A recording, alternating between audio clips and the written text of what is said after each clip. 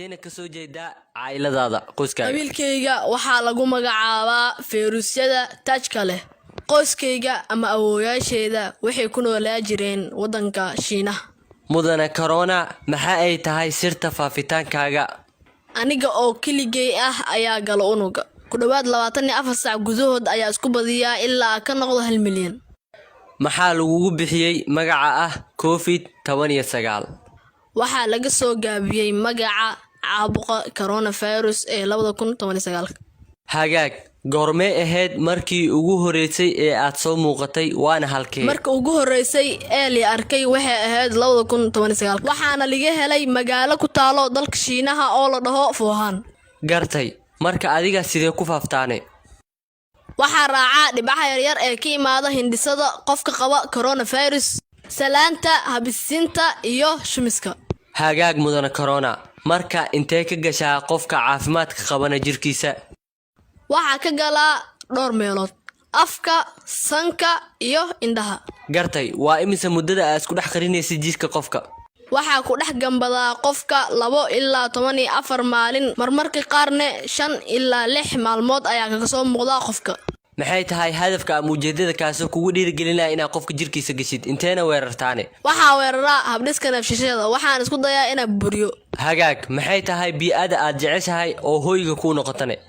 waxaan jeclahay deegaanka qoyan ee qabow ee leh harka ama hooska. hagaag mudane corona maxay tahay astaamaha lagugu gartane?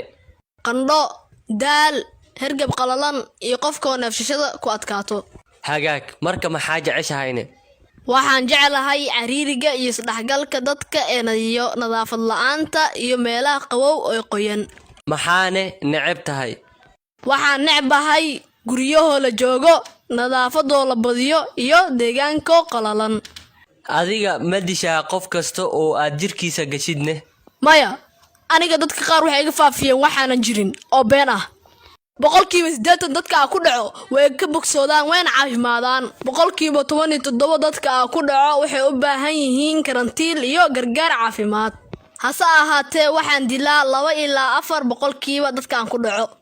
maxay tahay sifada uu leeyahay qofka aad dili kartid? waxaan dilaa dadka waaweyn ee cayilan ee qaba cudurka sokorta, dhiigkarka iyo cudurrada habsadiska neefsashada. ma ku dhacdaane carruurta yaryar? maya, waa u naxariistaa carruurta yaryar. haddii jeer waxaa badan inta aan ku dhicin cudurka.